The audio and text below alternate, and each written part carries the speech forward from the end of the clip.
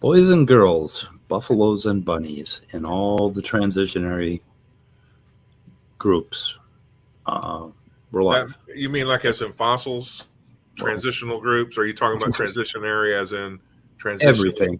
Somebody complained that I'm not being inclusive with boys and girls. Okay. So I just want to mention all the internet. Yeah, I think it was Leo. Anyway. And I don't want any complaints in that department because I just don't need them. So, hey, what's happening? Ooh, I could show my face. Oh my God, I'm so embarrassed about this. I hate listening to myself, and I was really tired on that. I forgot what an intron was. I was trying to say intron, and I kept saying exon. And, I was tired. I mean, well, it happens to the best of us. But I hate going in there, that late because when I'm in sit in the chair and stuff my face and watch Netflix mode, I cannot think. It really is difficult.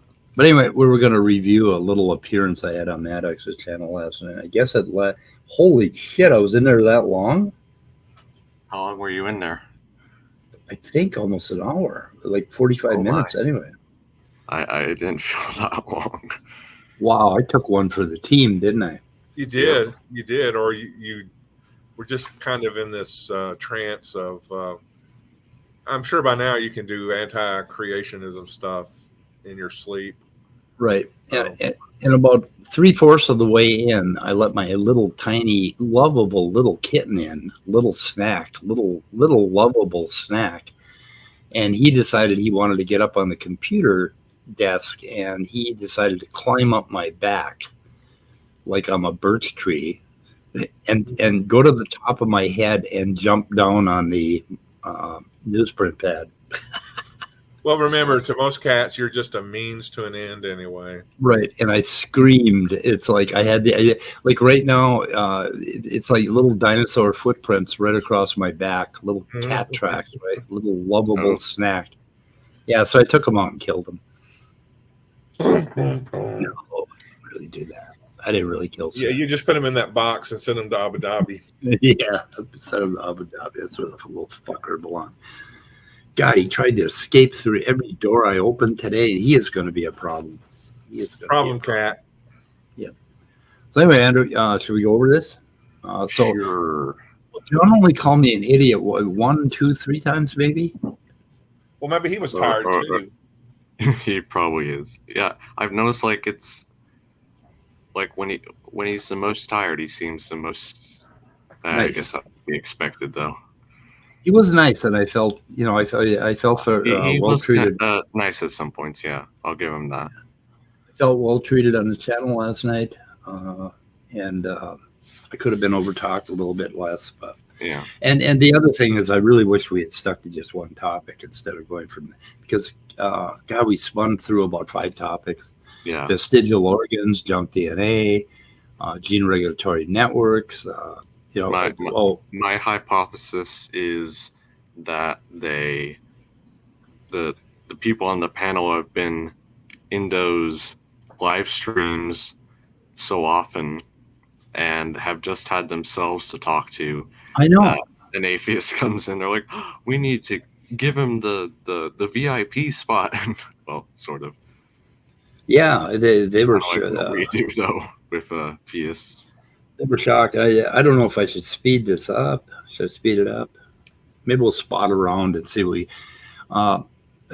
I've sped up some of Sal Cordova's videos for up to like 1.5, even 2 times on occasion, and not notice the difference. Yeah, but for like on Bree's channel today, they had SFT sped up, and I think it was very hard to follow because the audio was low. Yeah. And it would have been a lot better, Bree, if you're out there. Slow it down and turn your audio up. So, Bree reviewed SFT on something? Yeah, today on what is that show is called? The Hive or something, or Hive Science, or the channel's Hive Science. The what is the show called? Live from the Hive, I think. Yeah. Anyway, every Saturday morning. Anyway, and becoming quite popular and always very, very good stuff. So to watch Live from the Hive. Okay, let's go ahead and just try this out and see what happens. It's the whole deal. Donnie disappears when there's no Evos around, and then if one pops in, he magically reappears. So I think, I think what happens is that it's an environmental pressure thing that actually proves evolution and devolution simultaneously. So Donnie devolves away from a anti-evolutionist, and then when there's none around, but then when the environmental pressure of one coming back in reappears, then he re-evolves back into a anti-evolutionist. Okay, can I just say one thing here? Let's see what happens. Sure. But let's use our words, Danny can. Yeah. Okay. Oh yes, Dannykins. I mean, I get what he tries to do with all of that, and like kind of taking pot shots at the position we hold, and supposedly how ridiculous it is. But come on, man, you can do better than that. Like I've heard, he tried to be witty, but just failed miserably. Just failed miserably. Just a word of advice, John. Yep. Seeing though John's my buddy now, I just want to say, John, that was pretty fucking weak. Turn your game up. Mm-hmm. Yeah. Good advice. Good advice. Yeah. From a friend to a friend. Okay. Now we've got Speed of Sound has joined us. Mike's in the house. So let's see how long it takes for Donnie to reappear. Let's start the clock. Let's start the timer. And he didn't reappear. That was how surprising. long it takes. I'm gonna send him a message and be like, "Hey, what's up, Mike? How you doing?" Good. Do you call Otangelo Untangelo? Not called. That was getting like part. Not Antangelo. Frog thing out. Oh, wait a minute. Okay, I want to figure this frog thing out. Yeah, frogs evolving into humans is what Donnie just said before he left. Frog turned into a prince over millions of years. Yeah. Okay. So they explained to me that they're being facetious and that they're trying to make us. Oh well, nice of them to admit that. I think they admitted here. Let's see. It's kind of bad when you have to explain you're being facetious. No, I've had to do that. What frogs? What did Donnie say? Frogs turning into a human or something, or into a prince? I'm not sure. Anyway, I don't know. Wasn't that a joke? I wasn't really paying attention at that time I was reading. Yeah. So wasn't that a joke at the time? Well, yeah. Yeah, frogs turn into a prince slowly. It's a fairy tale. I mean, if they do it quickly, it's a fairy tale. But if it does it slowly over lots of time, it's science. Yeah, well, you do understand that that's so. Misrepresentation. When are they getting to the joke? The other thing is when. Oh my God, that was not me. That was Ken Rock. I think all that noise, like when you guys say, "Oh, you're related to a banana." John, I'm not related to you, right? So we're using so the trick is to make evolution sound dumb by using these words like related, which have a colloquial meaning, and you'll end up with a visceral reaction. I didn't see the debate tonight. Who was it? Dave, Emery, and Kent. Yep. Was it Emery Moyna? Was Emery had a debate? I don't know. I got to check that out. Yeah, there was a debate. Didn't Atheist Jr. do a review of some debate between Kent Hovind and somebody I'd never heard of before? I think there was recently a debate between him and somebody new. Let's see if John linked the debate that he's got the after show for. Nope. probably didn't. He Nope. never does.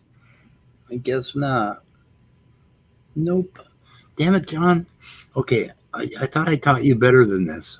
I really Yeah, but did. Speed, from our colloquial sense, we might not be related, but assuming we could do a deep dive analysis and had the data available, at some point, we should have shared ancestry, correct? Well, you'd see populations going all the way back, but then when it gets down around the branch into multicellularity, you're not going to be able to draw strict trees because there was a lot of horizontal gene transfer. There was all sorts of mixing going on, and viruses had a great deal to do with that, as it turns out. So it isn't, you couldn't just draw like a grandpa diagram all the way back to a protozoan. And was that clear? Or you got any pushback on that, Andrew? You know what I was saying? I think that was. It may not have been what I would have said, but okay. Right, it was. I don't mean that in a negative way. I mean, like it was something I wouldn't have thought of at the time. So. Yeah. There's no, like, you can't go all the way back and draw. Like this is my grandpa, this is my great grandpa, whatever, and get back into prokaryotes and then go all the way back up to a banana saying this is his son and his son and his son. Well, I mean, you can't even do that with a single lineage because, right, as you said, it are populations, not individuals. Yeah. So anyway, they're what they're attacking there is a complete straw man. So that debate between Kent Hovind was with David Emery. And it was basically yesterday, 20 hours ago. Oh, it wasn't Emery Moyna, it was David Emery. David Emery, yes. Okay. Oh my God, you don't want to confuse those two. Yeah, he's got a Patrick doll, and then Kent has a SpongeBob doll in the thumbnail. Yeah, Emery Moyna disappeared. I think he was raptured. Oh. Because he was so perfect. There's like have a good tree, so that's why they say there's. Right, but don't you operate from the perspective? The whole point I'm making is whether or not you can, whether or not we have access to the data, or it's very muddied as to whether or not we could truly analyze where the you and I's ancestry crossed over, right? Right. You do operate from the perspective that it exists. Whether or not we can actually map it out doesn't change from your worldview that it exists, right? Yeah, there's. If you look at the DNA code and. Basically the development of ribosomes and all. I want to point out that it has nothing to do with worldview. This is about science. Yeah, it's about how the data works together. This is about inference to the the best hypothesis or whatever. So all that you can see that at some point you could say that we're all related. That there was some mixing going on. We didn't end up with multiple coding systems, and so you can tell that at some point. The exchange was rampant enough that basically we all exchanged those same elements, those same machines. So we're all related in that sense. Machines. So that's what's obvious. I should not have said machines. I'm trying to get that out of the way. Obvious to biology. The other thing is if you look at protein families, if you look at the strongly conserved metabolic protein families and things like that. Yeah, this was one other thing that really got me last night. It was SFT actually said Sal's talking point that protein families, there should be one single protein family going. No, don't. You're better than that. SFT. Yeah, once they grab onto something like that, it will be in creationist literature for the next 20 to 40 years. Aren't there families of hydrocarbons and stuff like that? Like in chemistry, families used to basically talk about assemblages, how things are assembled in a certain way. And I don't know. I don't know why they're hung up on the idea of families of proteins and needing a Luca for proteins. For our lay audience, we have to at some point draw a couple little diagrams to make it extremely clear why Sal Cordova is so unbelievably ignorant when he brings that up. And now Donnie has adopted the same ignorant talking point. And it's just good news for us, right? Well, it can't really get any worse with No. SFT because he's pretty much a Hovind clone. I think basically Sal had to keep saying that over and over and over until Donnie heard it enough to think that it was his idea. Yeah. Right. I do want to note, Chris linked the original debate seems in the side chat. Okay. The one that, okay, we'll put that in our But Kent Hovind, David Emery. Do we really want to link Hovind though? That's the question. Yeah, but we mentioned the debate, so I have to link it. I don't like giving publicity to these people, but I have to. We have to be transparent. Yeah. No matter what it costs us. So yeah, indicating your sources is always a good thing. It's the cost of transparency. Let me go ahead and put that in our description. So, and thank you. Who provided that? Chris Peacock. Oh, thank you, Chris. Thank you, Chris. Another one of our stalwart regulars. He definitely a storm chaser. It's the official name. Bring me links. Oh my God. No, that's Thor. Thor. Did you show your butt to the camera again, Thor? God, they love that. I keep hoping we'll see Jesus' face in it. What's up, Thor? Okay. I stepped on Loki's tail last night. I feel so bad. Oh my God. But he darted under my feet and drug his tail along, and I stepped on his tail. And he went in the library, and he was like hissing at me and mad at me it took me an hour to get near him. Oh my God, he was mad. I basically smushed my grandson's heads against the wall, one after the other, because they came right up on me, and I thought they were somewhere else. So I stepped back, and boom, there's the 1-year-old just smashed against the wall. And then I turned around after I got him settled, and boom, there was my 2-year-old up against the wall because he had gotten real close to me. That's the most horrifying reality about parenting is one time during the time that you are parenting your children, you will almost kill them. That's right.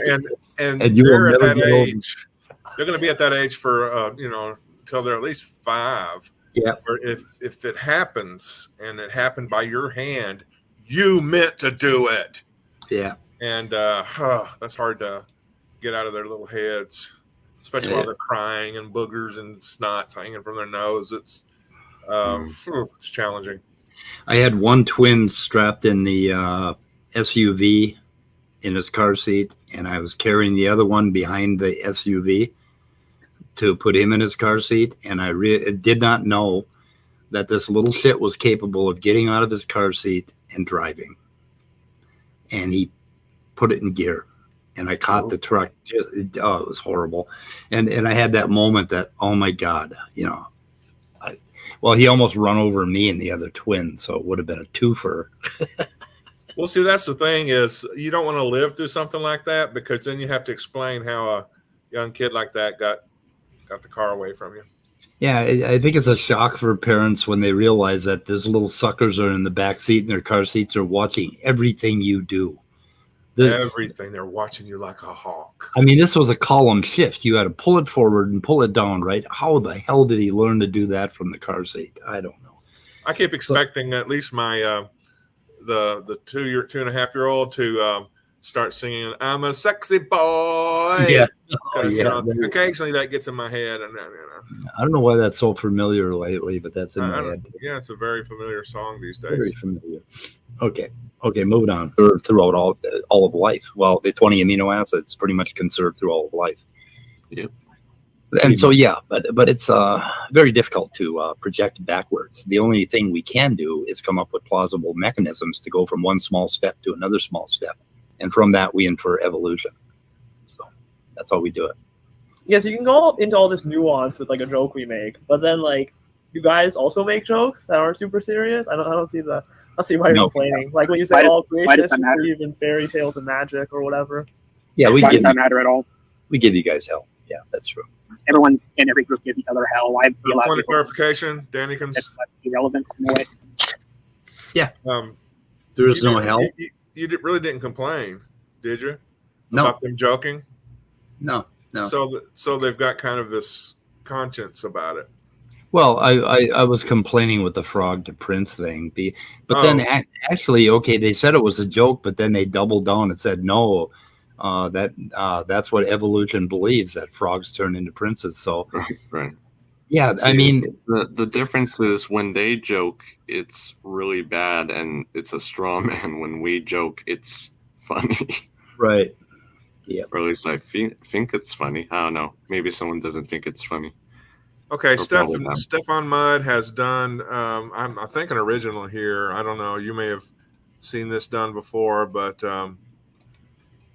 he's adopted the term salmino acid. And salmino acid? I think that's Sounds kind tasty of for some original and creative. Salmino acids. I like it. I'm kind of chuckling inside. Thank you, Stefan Mudd. I like it a lot. Oh, Wild Heart's here, and Benghazi, and Maynard saves, and oh my God! I just realized his icon is a nitrogenous base, apparently. Oh, I can't really see it, but bring up his comment again. Oh, that's how I can see it. There, doesn't that look like a pyrimidine?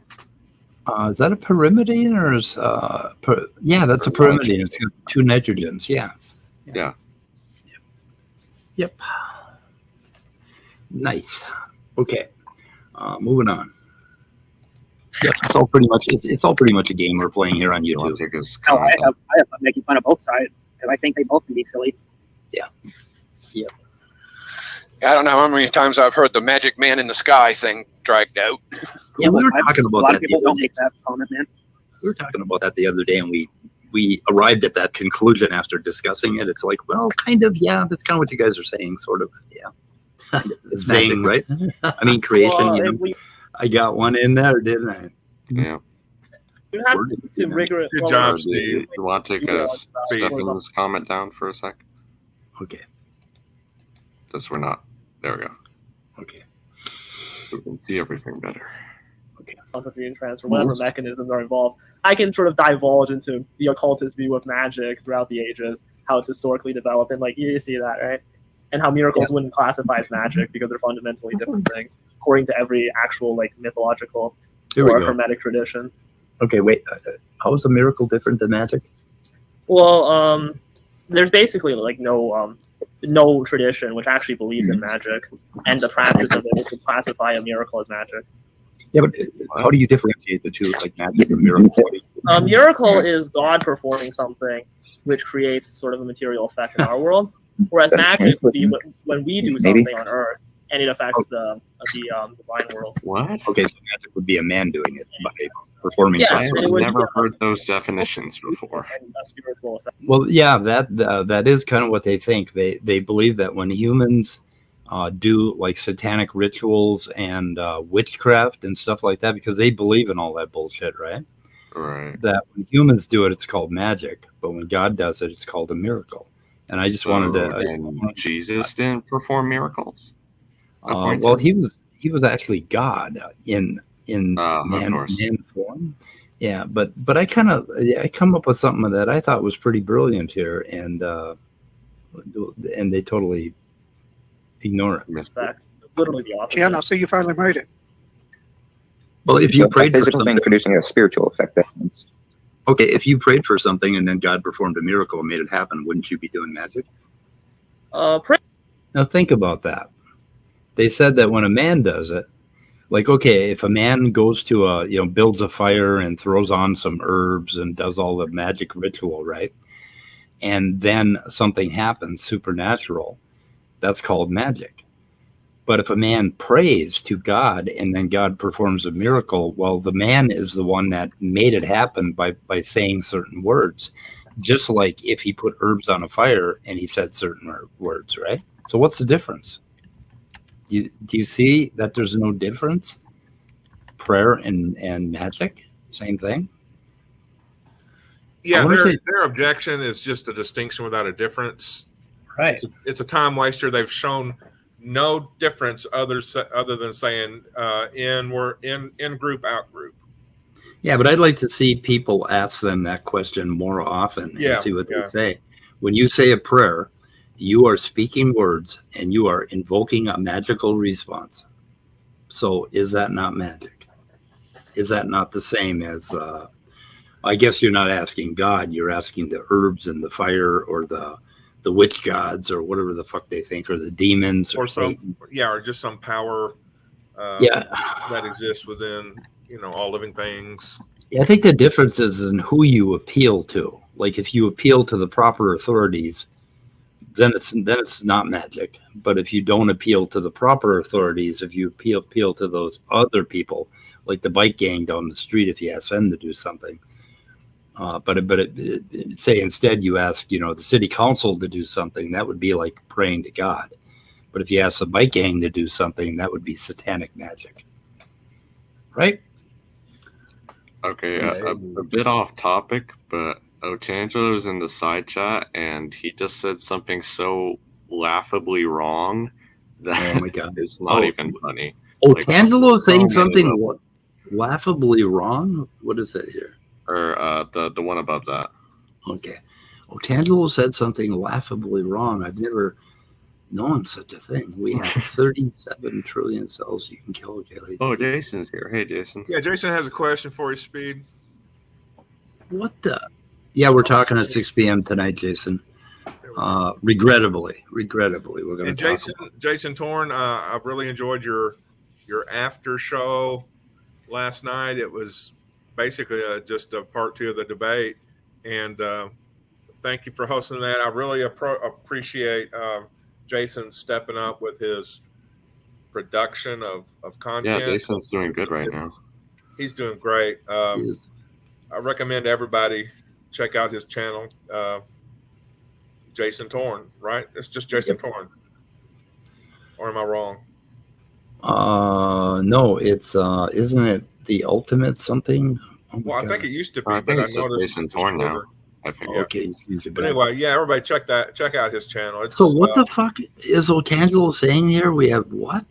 Apparently he thinks cell by cell until we got 37 trillion cells over a billion years. What? Oh, so the third multicellular animal had 6 cells or 8 cells, and the fourth one had 16 cells. Is that what he's saying? Is it worse than that? Is he saying the third one had 6 cells and the fourth one had 8 cells and the fifth one had 10 cells? I don't know. Otangelo, take a break, Otangelo. Take a break. Anyway, okay. That's I don't want to give him any attention, so let's keep moving forward. Okay. No, it wouldn't be a magic. Magic is deception. Yeah, they don't like this. Magic is this conversation. Steven, are you still on? Magic would be. Yeah, I'm here. Sorry, can I answer a question from the chat? Yeah. All right. Hey, Mr. Lizard. Today we are going over the complete, utter destruction of speed of sound of gravity at the hands of John Maddox. Yep, he declared me pudding-brained somewhere in the middle here. He did it again. He did use pudding once. Yeah, but he was rather nice to me, and I felt fairly comfortable there. So, which surprised me a little bit. It's very surprising. Yeah, I think magic was in. Everybody's talking. Yeah, well, his mic or his speakers went to hell or something. Just when you're thinking about your faith and Christianity, why does evolution matter so much?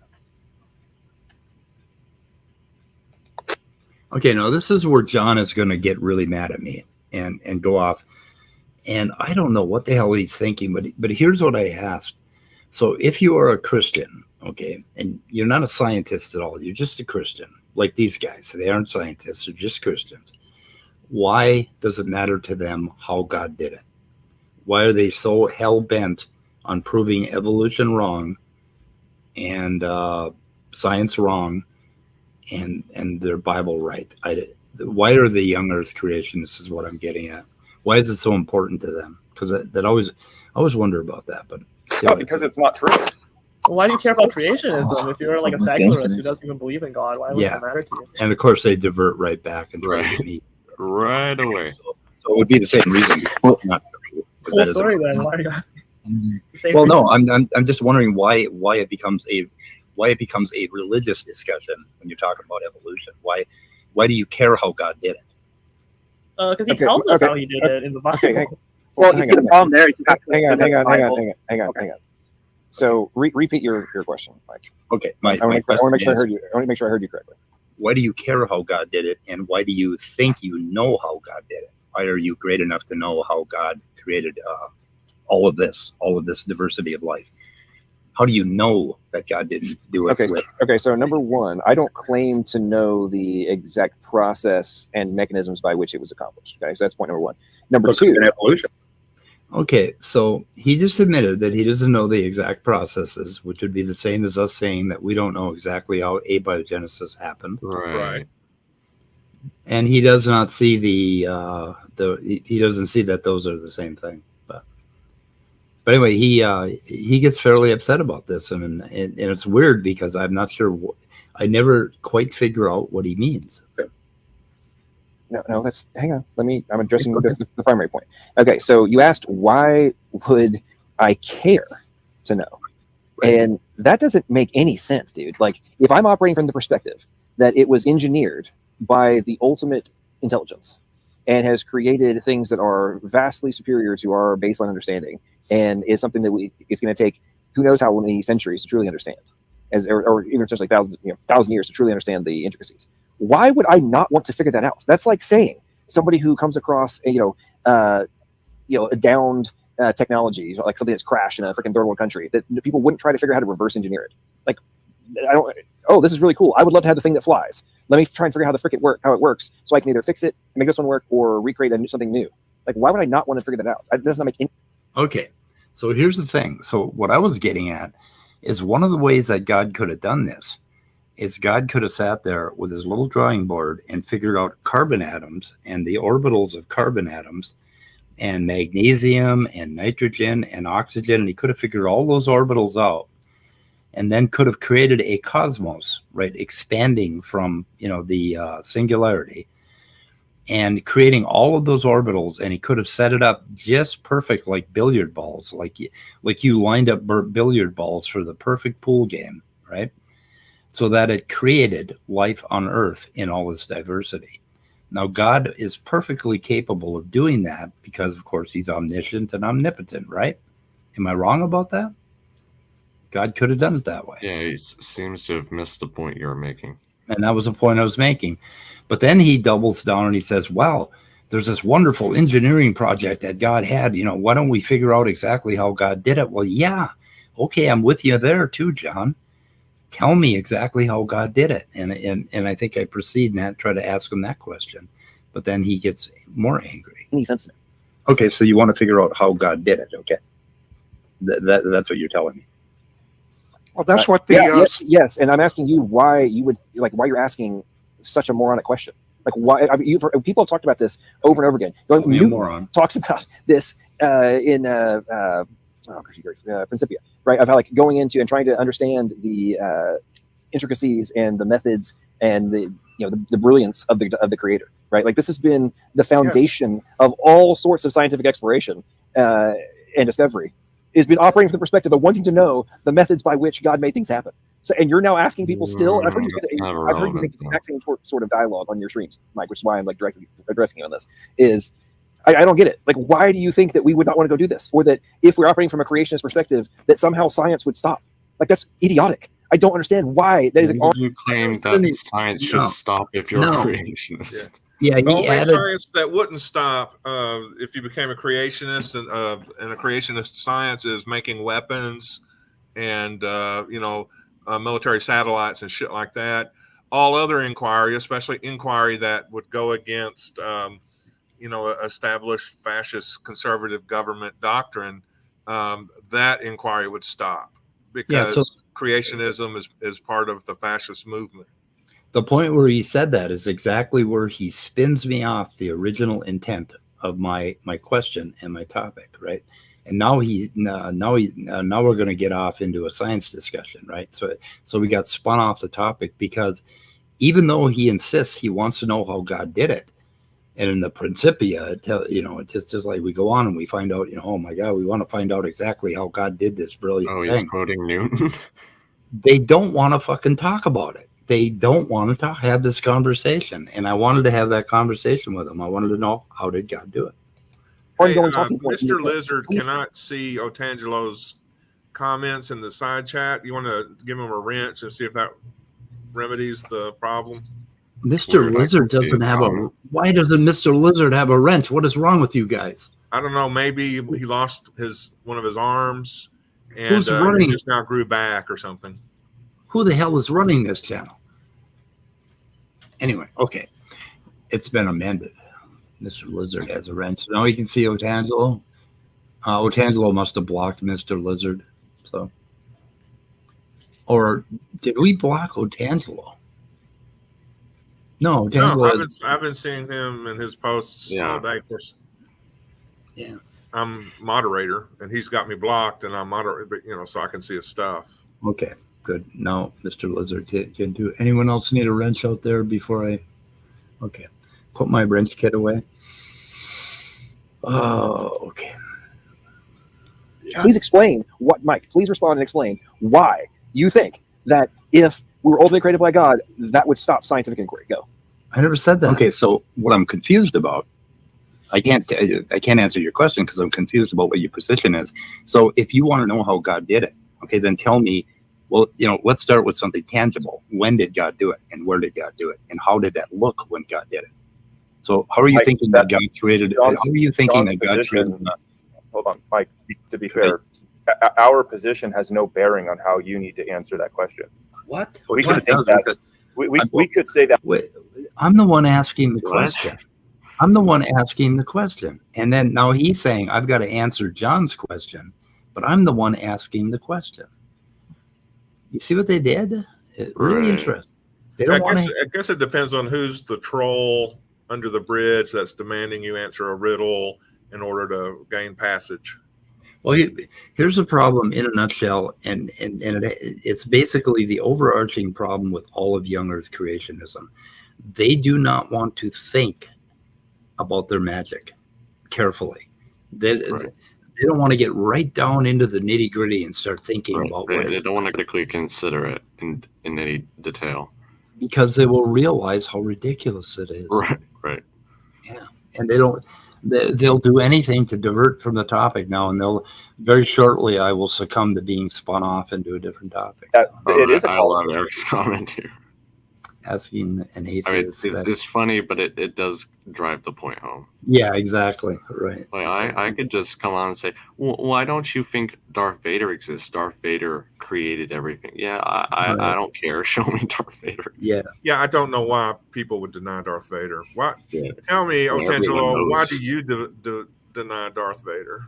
Yeah. Everyone knows Darth Vader is the Dark Lord who created everything. Darth Vader deniers piss me off. I think I saw Nerdy Rodent yesterday in the weather report. Did we see Eric? Was Eric around yesterday? I don't know. I feel like one of them was missing, but I don't know. Yeah. I can't remember which one. What? Eric doesn't have a wrench? I don't know why Eric doesn't have a wrench. Are people taking away wrenches? And you need to make him administrator of the YouTube channel. Yeah. We need to fire the guy that's in charge. He doesn't want to be in charge anyway. Okay, let's see what I ask. But the question was posed to you: why would science stop? I never said it would. That was the question. Well, science would have to stop looking back in history and trying to figure out what historically happened. Right? Okay, so if we were to, I admit that to historical science here, right, which seems different on its surface, right, but it's not. Just accept that God did it suppose God did it exactly 6,000 years ago, and you were standing there on a ball of earth, and then all of a sudden all of the animals appeared all at once, right? Okay, that's one possibility. I'm not saying you guys believe that, but I want to know what you believe. But anyway, that science would stop. We would stop trying to figure out basically how one thing evolved into another and what common ancestors look like. We'd stop looking for common ancestors between dogs and raccoons, for instance, right? But that doesn't mean that science would stop. You've already stopped looking. No, science wouldn't stop. would it be okay if I say so? So the big problem with and I'll say this as somebody who believes in evolution, the big problem with what you're saying is they're not saying that science itself has to stop. They're just saying that they disagree with the current scientific position, and that there's another reason why stuff is the way it is. And that curiosity wouldn't stop science of anything, even if it's wrong, would just further it. I'm glad you admit, Mike, that evolution is a historical science because everyone knows it has no real-world applications whatsoever. Oh yeah, that was No, that is really, you cannot really name false. one application. That doesn't even make it not science. It doesn't have to have real world application in order to be science. right. Yeah, Even though it that's- does have real world applications. You're saying, maybe in engineering skills or something like that. Maybe if you're an engineer, you that might be a critique, but that doesn't make it not a science. Right. Yeah, I don't know. They definitely did not want to answer my question. Yeah. I mean, they insist that they want to know how God did it and they want to know what happened and they want to do science, but they never actually tell us what the hell they're proposing. Yeah. I mean, even the old Earth creationists, a lot of them will not nail down. Like someone will say, "Well, I don't really know where I don't really know what happened," And it's like, and then there's the older theists who believe, like I had described, that basically God was brilliant enough to create the carbon atom and the oxygen atom, so that all of this would happen, absolutely perfectly, like the perfect billiard ball game. There are people that believe that, and what they do is they just say, okay, so now I'm good with all of science. Now I have no conflict with science at all, and now I can get on having religious faith any way I want to. Right. And that is the kind of theist that I don't mind as much. Right. There are other reasons I mind them having to do with consciousness and the mind. They're not scientific reasons. Right. They're not. Yeah. Anyway. Okay. Should we maybe skip ahead a little bit? Because otherwise we're going to be going through this. I know. Let me give an example. Okay. It says that, God created us and we are complete. So one interpretation of the facts would lead us to believe that there are vestigial structures and organs and such that we can just remove without even knowing what they are. And that would be detrimental, wouldn't you say? Well, nobody would do that. Okay, that has nothing to do with So we haven't removed things. Ladder. Ooh, because appendix has got inflamed. We didn't do. So I think I can summarize this whole section. So they're saying that because people believed in evolution, they removed the appendix. Okay. Now that's not what happened. He said that. Huh? Well, He said that. Yeah, that's basically what he's saying. Is that? Oh, that's interesting. Go back and listen to what he said. So we haven't removed things called another model that says that God. Let me give an example. Let me give an example. Okay, so at one time, Mike. So you have two models. You have one model that says that we're in a process of evolution, obviously, and you have another model that says that God created us and we are complete. So one interpretation of the facts would lead us to believe that there are vestigial structures and organs and such that we can just remove without even knowing what they are. He is implying that, yeah. And that would be detrimental, wouldn't you say? Yep. So he's implying that the people that did the first appendicitis or appendectomy, which happened when, about 2,000 years ago or something. Right. I'm not sure when they started, but I know they did surgeries very early on. Like they even did brain surgery, 10,000 years ago, there's some evidence. And he's implying that they were evolutionists and they thought, oh, this is a vestigial organ, so we could just throw it away. Well, how back then did they know it was a vestigial organ? They knew because they saw the sucker all swollen up and about to burst and kill the person. They removed it, and the person became healthy again, right? Well, maybe they didn't think in terms of vestigial. It's just like, oh, look, I can remove this without them dying. Right. That's exactly what they did. It's like, oh, this person has an infected heart. Let's remove the heart, and he'll be okay. Well, no, you can't quite do that. if you have colon cancer, they'll remove a whole pile of your colon. Oh, hang on a second, guys, and you'll live. It's not vestigial. Yeah. So, and nobody's saying, hey, it's vestigial. Let's go in and with our surgeons and remove everything that appears to be vestigial. For one thing, vestigial doesn't mean that it has zero value to the body or zero function. It just means the function has shifted or maybe reduced from its previous function in previous ancestors. And I'm back. Okay, so anyway, so we get into this whole vestigial organ, and I explained to them, I think rather well, that okay, vestigial organs don't mean they don't have any function. It simply means that in ancestors, the organs appeared bigger and more functional, and then they somewhat reduced in function and size and significance for future organisms, which happens all the time. They would call that devolution, right? Right. Or again, we're not talking. Well, the point I'd bring up if they said that would be, we're not talking about the mechanics of evolution here. We're talking about evidence for common ancestry specifically, right. And that's just comparing the different features. Like, you're not talking about how those features got there in particular.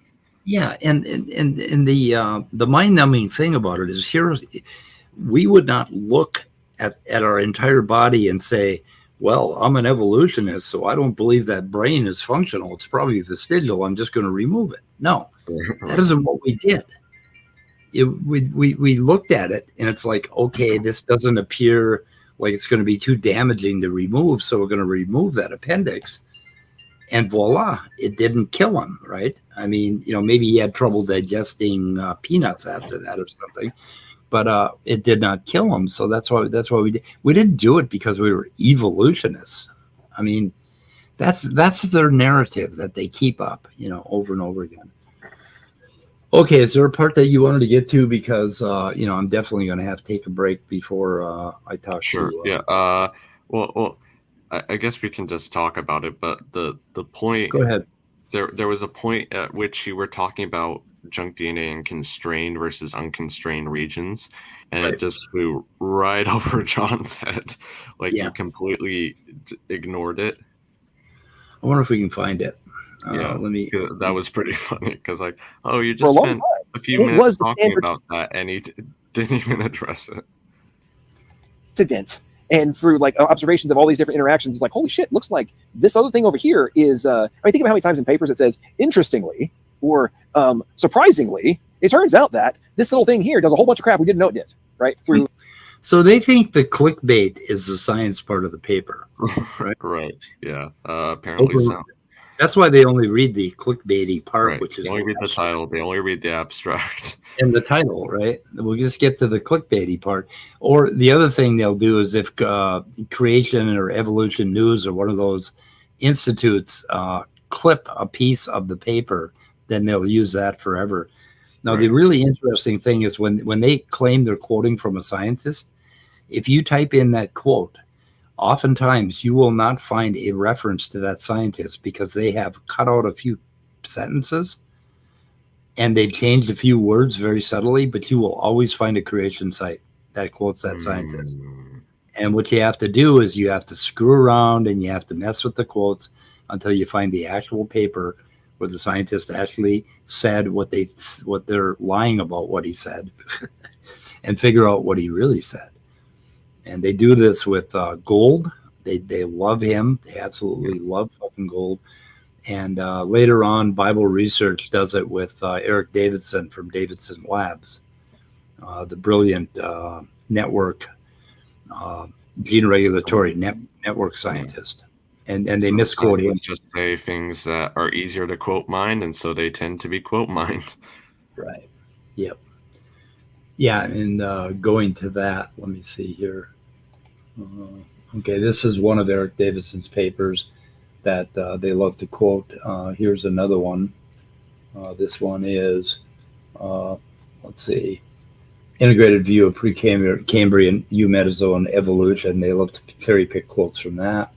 And then this is the real favorite, Provisional Regulatory Gene Network for Specification of Endomesoderm in the Sea Urchin Embryo.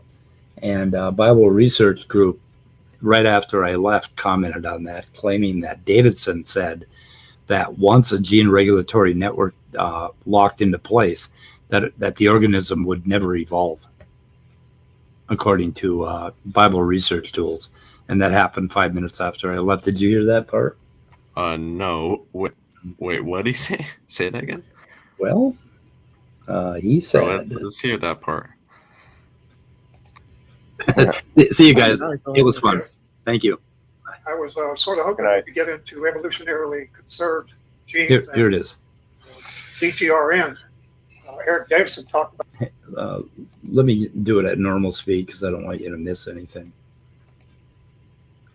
About that a lot. He said canalization of the developmental processes and I don't know how you say this, eumentazoan lineages means that the responsible upper level subcircuits, that's of the developmental gene regulatory network, will be evolutionarily conserved in all descendants of the ancestor of that lineage. That, you know what that means, don't you? He didn't want to say, come right out and say it. But what he's telling us is that you start out with an ancestral type and all of his descendants are the same, pretty much. That's not what he said. Start out with the same. Okay, not only that, but he's obviously quoting from this paper with endomesoderm of the sea urchin embryos. Isn't that what he mentioned? Yeah, I think so. So he's quoting from this paper, and in this paper, he does not mention canalization at all that I can find. I did a search for it, can't find it. So he's going from another paper with that. But Davidson talked about, how these gene regulatory networks lock into place. And once they lock into place, that's where you're going to end up with conserved DNA. You're going to end up with these highly conserved groups of genes, like for metabolism. And that was what I was pointing out to these poor ignorant fools prior. I was trying to tell them that, it isn't so, you don't want to call it junk DNA. You want to call it non-conserved DNA. Okay. And conserved DNA is going to be in those areas that Davidson is talking about here. And right. Davidson never said that things don't evolve. Right. In fact, he didn't say all things are conserved, therefore. Right. He's talking about how this endomesoderm in the sea urchin embryo, that particular gene regulatory network ended up being around for a very, very long time after that, because it worked very well for mesoderm. So anyway, and Davidson was remarkable. We lost him in 2015. Oh. And when you see these really confusing diagrams with the little arrows and the little bars, and stuff like that, these gene regulatory networks, a lot of that is from Davidson Labs. And I think for the sea urchin, I believe they created an almost complete gene regulatory network diagram for that sea urchin. And they did a tremendous amount of work. And it was one. And when you get into studying Evo Devo and embryology, you will run into Davidson Labs, and you will break your brain 100 times trying to figure out some of those diagrams. Because they're not very good about telling you what the key is and what they really mean by them. But anyway, but there's and he also has a tool for creating your own gene regulatory networks, so you can create your own diagrams from your research. And it's a software tool that they have out there. But anyway, so this guy gets quote mines a lot, quite a bit. And I don't know what else we got into. He called me pudding brain at one point because I didn't. Oh, then he showed, what did he show here? Junk DNA, the age of the intron. He had a, let's see here. Let me go to Chrome. He seemed to be saying at some point that we thought they were all junk, and so we didn't investigate it whatsoever, which, I guess is a common problem. That never happened. And I made the point, it's like, okay, if we didn't investigate it, then who the hell found out it was functional? Right. Creationists? And they wouldn't answer that question. I kept asking them, did a creationist do this? No. Creationists didn't do that. So he pulled up this paper, The Discovery of Introns, and this was his proof, that he put on the screen.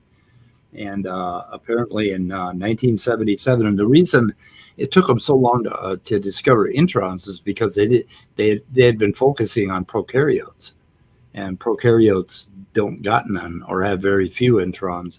There are some intronic DNA in prokaryotes, but even by this time, before the term junk DNA was coined, we already knew that certain regulatory portions of the genome existed, and that they played a role in regulating transcription.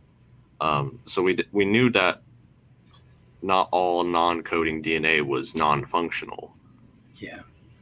And Mr. Lizard asked a question, and it almost sounds familiar to me. Is there any light you can shed on this, gentlemen? Didn't AEAC do something similar with bats and try to apply it to all organisms all the time? I need more context there. Yeah, I'm not sure. So if you find any more on that, we'd love to hear about it. Maybe found a paper or something about bats and say, oh, see, all organisms, this will happen when, and when it may just be a matter of, no, it didn't evolve because it didn't need to, So, yeah, wish we had more information on that, Mr. Lizard. Yep, me too. Let's see. Ooh. So have you got notes ready for your Danny discussion? Yeah, I don't think I need any. Okay. I need any. Like my primary intent is to. Jason mentioned on our stream, there's two of me. Oh my God. There's two speeds. Proof. The world can't handle that. Proof that things don't evolve. Look at they're identical. Oh, there was just a little asexual reproduction there. You just accidentally asexually reproduced, and that's a way of reproduction.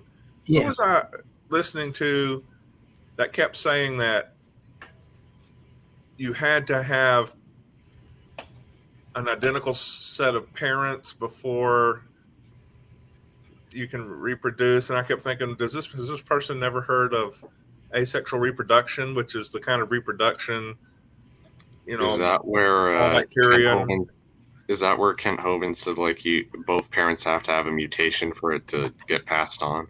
Yeah, or something like that. I'm not sure, but yeah, just recently I was hearing that going, they don't seem to know about asexual reproduction, which produces not only that, that's not even how alleles work. Yeah. Yeah. How they're passed on. Yeah, I did hear that part. Yep. So anyway, I link the description and timestamp where I came in and where I left, and then somewhere in the middle there's the really impressive part where I'm screaming because my cat's claws are in my back.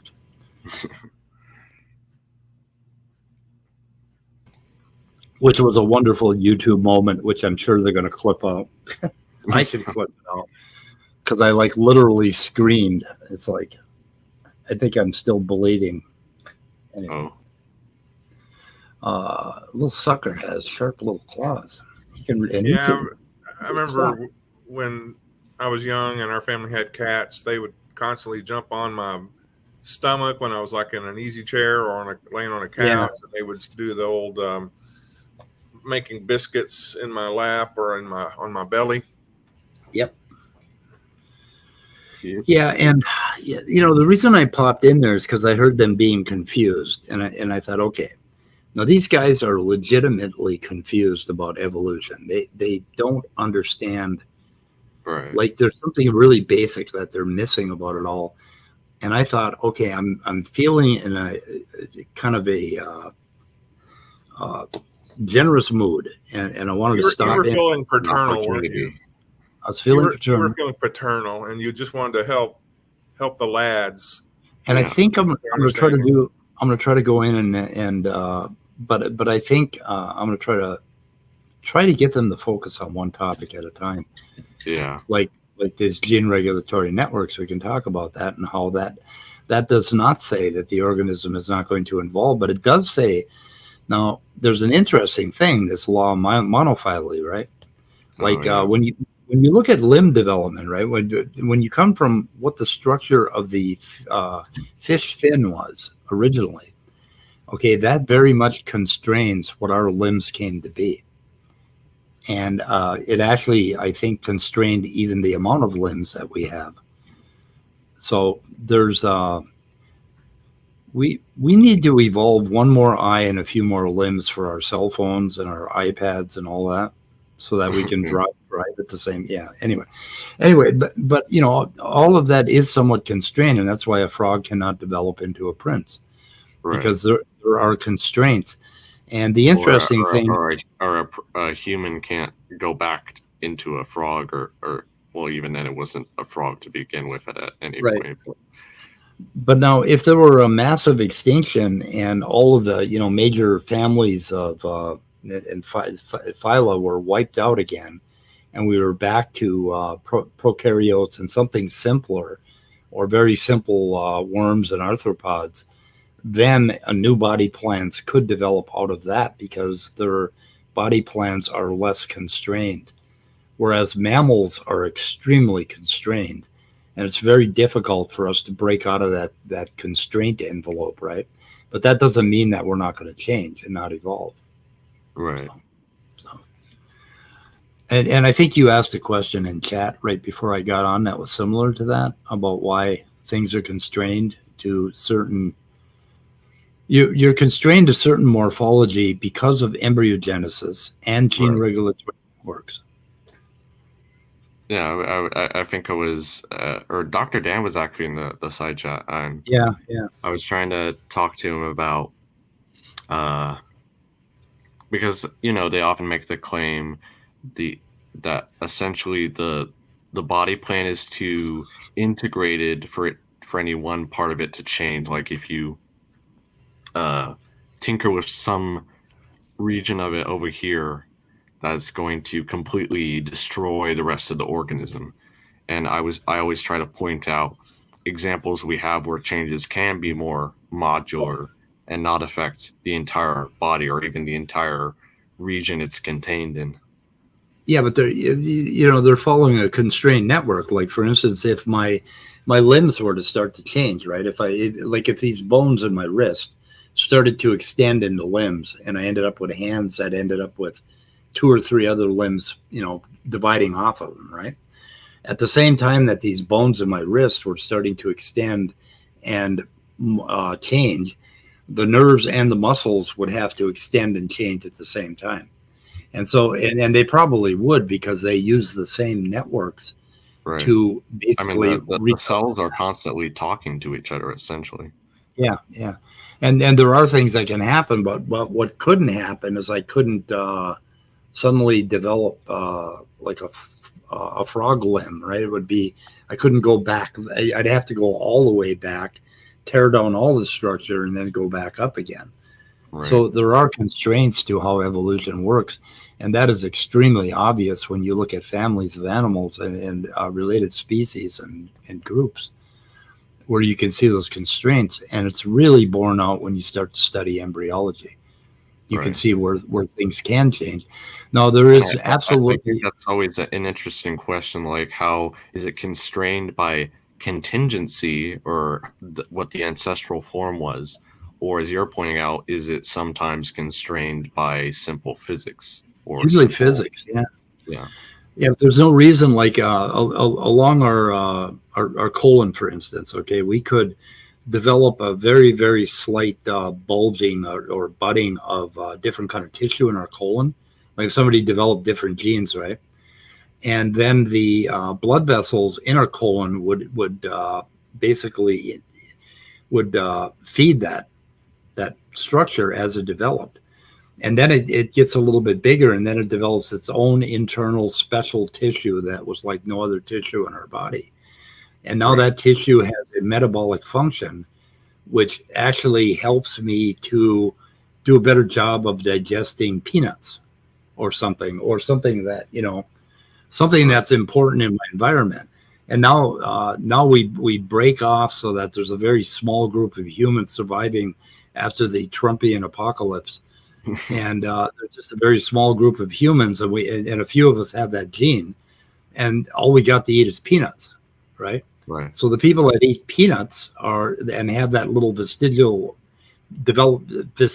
developing organ are going to be encouraged to develop even more tissue and better means to digest peanuts.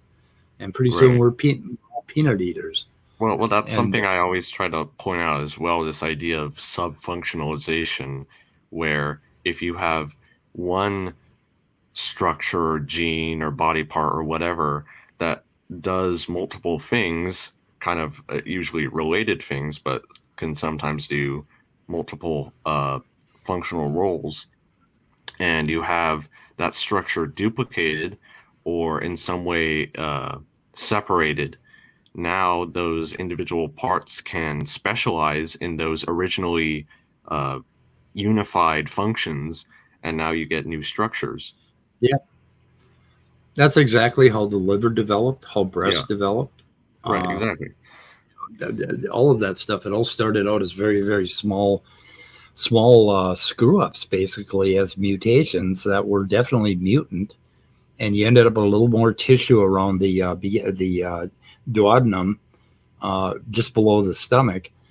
And that tissue started to take on a physiological function, which was probably just very simple at first, to detoxify something.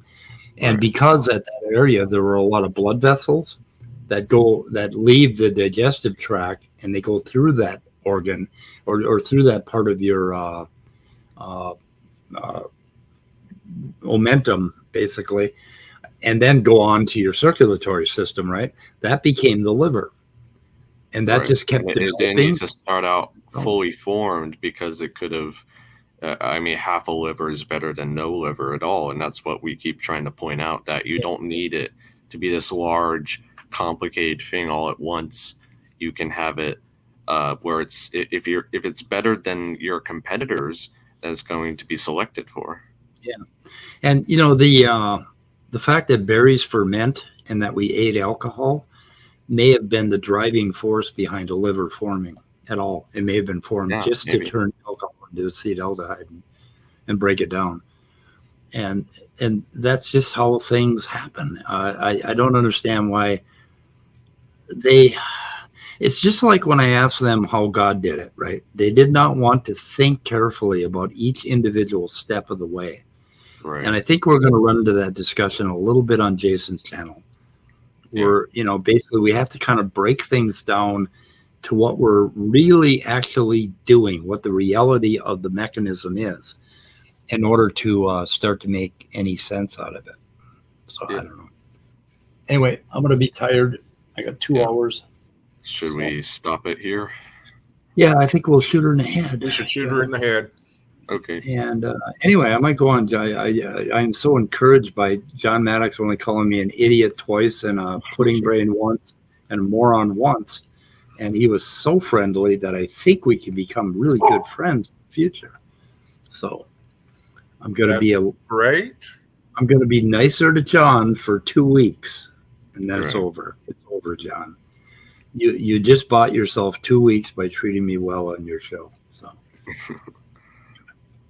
Okay, boys and girls, and bunnies and buffaloes and all the transitional forms. I hope that doesn't offend anybody, but goddamn, I'm trying to include everybody. What should I say? Okay, critters. I'm going to call you all critters. Yeah. Well, wait a minute, but aren't rocks going to feel bad? I like rocks. All of you living, thinking, feeling beings. Yeah, that's too long, though. Yeah, well, I'm really interested in all those people that can criticize me and cancel me. Basically, I don't want to piss anybody off. It's like, I just want everybody to fucking get along and leave each other alone and let each other do what the fuck they... Oh, speaking of which, we'll cover that in a weather report. But, man, I'm getting so tired of listening to idiots on YouTube. Bree had a wonderful little event on her show where came into the room, Tangelo's room, and this dude just instantly evaporated. Oh. And it was amusing. I think Bree was amused. It's some new Christian who's spouting a bunch of hatred against atheists and shit like that. So Anyway, watch Bree's show from this morning. It's pretty good. Okay, guys? Okay. Oh, yep. Well, we out. Okay. Sure. Macro world. Play us out.